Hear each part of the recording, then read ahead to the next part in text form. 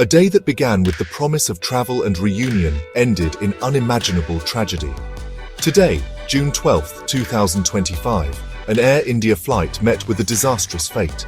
The aircraft, a Boeing 787-8 Dreamliner designated as Flight AI-171, was preparing for a long journey. It was scheduled to fly from Ahmedabad's Sardar Vallabhbhai Patel International Airport all the way to London Gatwick. For the 242 passengers and crew members on board, it was supposed to be a standard international flight. They settled into their seats, likely thinking of their destinations, unaware of the grim turn their journey was about to take. The morning was clear, and the takeoff appeared to be just like any other. The massive aircraft, loaded with fuel for the transatlantic journey, began its powerful ascent into the sky. The initial moments of takeoff are always critical, a phase where the plane's systems are under immense stress. For Flight AI-171, this phase proved to be fatal. Shortly after its wheels left the tarmac, a catastrophic event occurred within one of its powerful engines.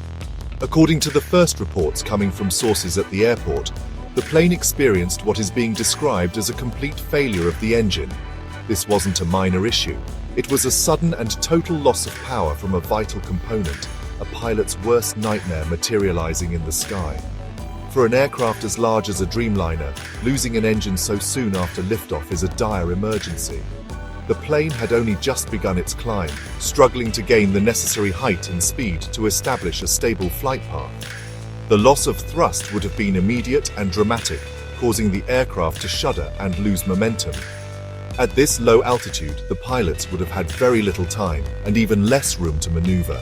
The remaining engine would have been pushed to its limits, but it was fighting a losing battle against the laws of physics and the sheer weight of the fully fueled jetliner. The aircraft's struggle was brief and brutal. Flight tracking data shows just how quickly the situation deteriorated. The Boeing 787-8 managed to climb to an altitude of only 625 feet above the ground. Its speed was recorded at approximately 174 knots, far below what would be needed for a safe and sustained flight. At that low height, the plane was essentially a wounded giant, unable to climb further and unable to maintain its flight. The hopes and plans of everyone on board were extinguished in those few terrifying moments as the aircraft began its unstoppable descent back toward the Earth. Inside the cockpit, the pilots were suddenly thrust into a life-or-death battle. The alarms would have blared, filling the small space with urgent, piercing sounds. The flight crew, trained for years to handle emergencies, would have immediately recognized the severity of the engine failure. Their training would have taken over as they fought to control the crippled aircraft. Their primary goal would have been to stabilize the plane, keep it from rolling or stalling, and somehow guide it to a safe landing. But with so little altitude and time, their options were tragically limited. The aircraft was barely in the air, giving them seconds to make decisions that normally require minutes. Amidst the chaos of trying to fly a failing plane, the pilots performed one of the most critical duties in an emergency. They reached out to air traffic control to declare their desperate situation. A mayday call, the universal distress signal for an aircraft in grave and imminent danger, was transmitted from the cockpit of AI-171. This single word communicates the ultimate emergency, alerting everyone on the ground that a disaster is unfolding. It was a clear and urgent plea for help, a signal that the crew was facing a situation beyond their control. This call was the last communication received from the flight. The response from the air traffic controllers on the ground would have been immediate. Upon hearing the Mayday call, they would have cleared all other radio frequencies to focus solely on the distressed flight. Their screens would have shown the plane's dangerously low altitude and speed. They would have tried to provide the pilots with any possible guidance, perhaps suggesting a heading toward an open area or back to the runway. However, the connection was lost almost as soon as it was established. The blip representing Flight AI-171 vanished from their radar screens, leaving behind a dreadful silence and the horrifying certainty of a crash. The pilots' final moments were spent in a valiant but futile struggle. They were fighting against overwhelming odds, with a heavy aircraft that was no longer generating enough lift to stay airborne.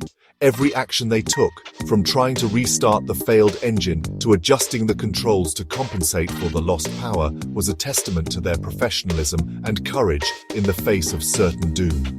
They were at the controls until the very end, battling to save their passengers and their aircraft. Sadly, the combination of a critical engine failure at a low altitude was an emergency from which there was no recovery. The stricken Dreamliner, having lost its battle for altitude, came crashing down approximately 2 kilometers from the end of the airport runway. The aircraft descended into Meghaninagar, a densely populated urban area adjacent to the airport. The plane was still carrying a massive amount of jet fuel intended for its long flight to London. This fuel turned the crash into a catastrophic explosion upon impact. The force of the crash and the subsequent fireball were immense, creating a scene of devastation that witnesses on the ground described as something out of a war zone. The impact sent a shockwave through the neighborhood, shattering windows and shaking buildings. The aircraft's destructive path led it directly into the campus of the BJ Medical College, a prominent institution in the area. The plane, or large sections of it, slammed into several buildings, including a canteen and a hostel that housed resident doctors and medical staff. These buildings were instantly engulfed in flames. The crash transformed a place of healing and learning into a disaster zone in a matter of seconds. The structures crumbled under the force of the impact, trapping people inside and creating a chaotic and dangerous environment for first responders who rushed to the scene. The loss of life was staggering, extending far beyond those on the aircraft. All 242 people on board flight AI-171 perished in the crash. But the tragedy was compounded by the casualties on the ground.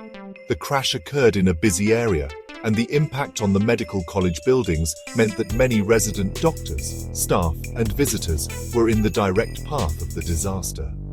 Early estimates from emergency services indicate that the total number of fatalities is expected to exceed 300 people. It is a heartbreaking toll, a stark reminder of how an aviation disaster can ripple outward, affecting so many lives on the ground. The aftermath was a scene of utter destruction. Debris from the massive aircraft was scattered over a wide area, mixed with the rubble of the destroyed buildings. Fires raged for hours, fueled by the jet fuel, hampering rescue and recovery efforts. Emergency crews from across the city converged on the site, faced with the daunting task of extinguishing the flames, searching for survivors in the wreckage, and tending to the injured. The scale of the damage to the college campus and surrounding area is immense, and it will take a very long time for the community to recover from the physical and emotional scars left by this terrible day.